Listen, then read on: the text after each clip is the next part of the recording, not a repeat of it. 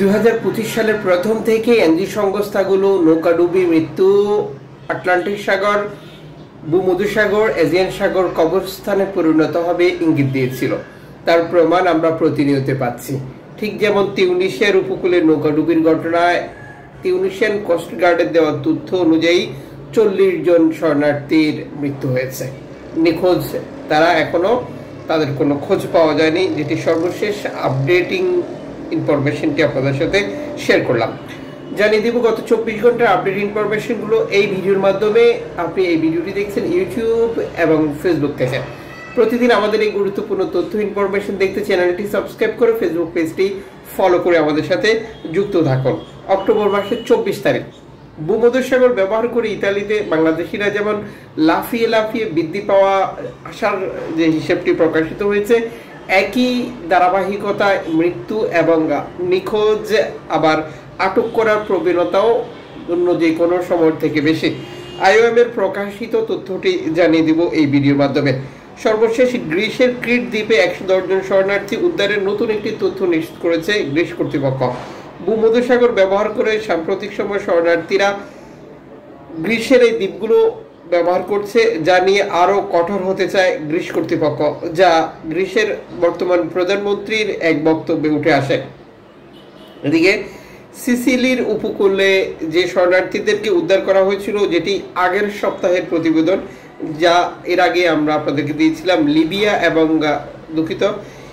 মাল্টা এবং ইতালির যে মধ্যস্থলে সেখানে একটি নৌকাডুবির ঘটনা ঘটেছিল। সেই নৌকাডুবির ঘটনার পর যে অভিবাসীদেরকে উদ্ধার করা হয়েছিল, তাদের মধ্য থেকে আরও একজনের মৃত্যু নিশ্চিত করেছে হাসপাতালে, যেটা চিকিৎসারত অবস্থায়।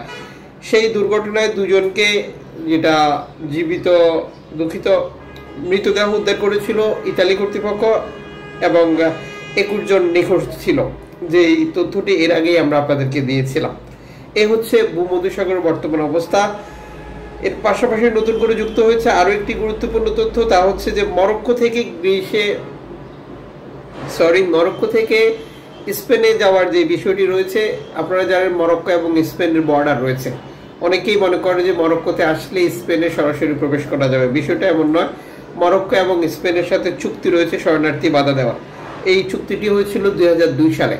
এরপর থেকেই মরক্কো কর্তৃপক্ষ ধারাবাহিকভাবে উপত্যকা দ্বীপ এবং মরক্কোর উপকূল ব্যবহার করে শরণার্থী স্পেনে যাওয়ার ক্ষেত্রে বাধা দিয়ে আসছে, যা স্পেন অর্থায়ন করছে মরক্কোকে। যে ধারাবাহিকতায় শুধুমাত্র 2024 সালে 82,000+ শরণার্থীকে তারা আটক করেছিল, যদিও দুটি দেশের বর্ডার রয়েছে। তাহলে বুঝতে পারছেন পরিস্থিতিটি কি।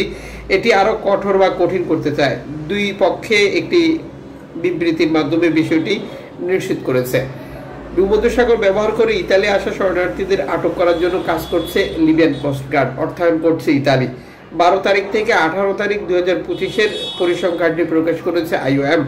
802 জন অভিবাসীকে লিবিয়ার সাগর থেকে বা আন্তর্জাতিক সমুদ্র সীমানা থেকে লিবিয়ান কোস্টগার্ড আটক করে নিয়ে গেছে, যা প্রতিবেদনে যুক্ত করা হয়। টোটাল 21,236 জন শরণার্থীকে চলতি বছরে আটক করে ফেলেছে অলরেডি লিবিয়ান কোস্টগার্ড, যেটা 2024 সালে ছিল 21,762 জন, 2023 সালে ছিল 17,190 জন। এই হচ্ছে পরিস্থিতি।